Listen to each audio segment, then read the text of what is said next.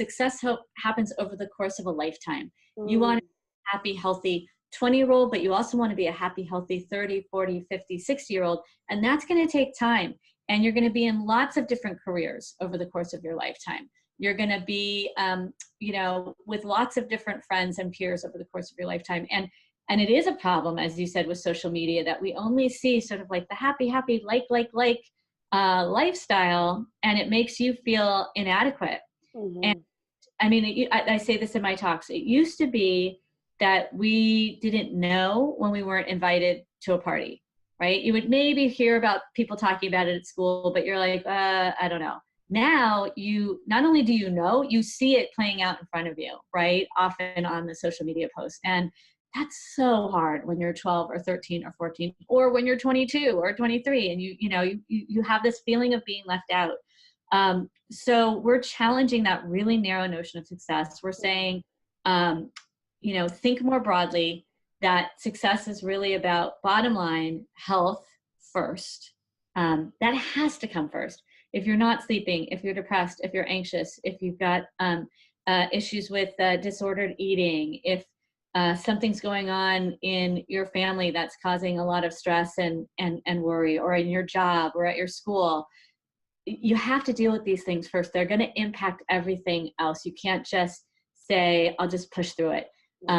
You've got to reach out and get the help you need. And self-advocating for help is a huge, huge adult skill. That's a big part of being successful, is knowing when you need help, knowing that you should reach out, knowing where to reach out, and really making sure it happens and following up. So that's one way that we help people, is this not this comparison thing. Success is not about what other people do.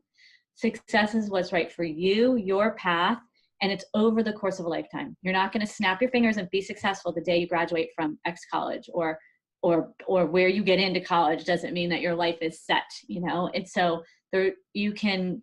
I mean, I tell this story all the time too. There's a kid who I know who failed out of high school, got kicked out of high school. His life was not over.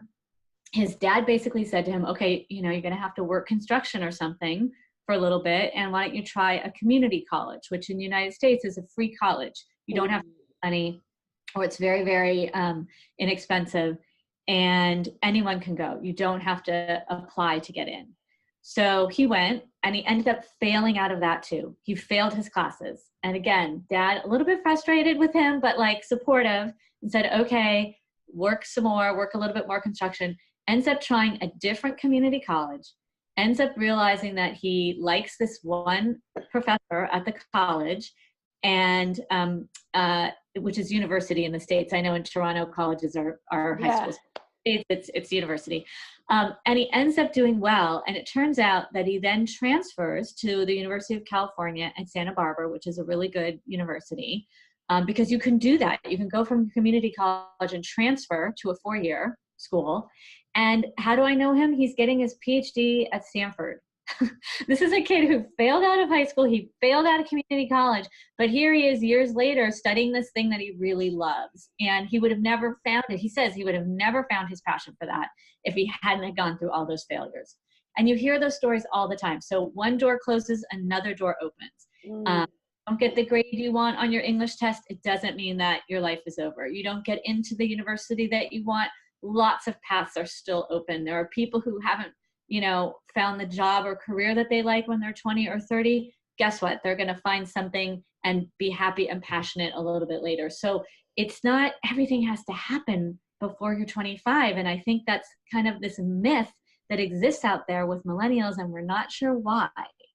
But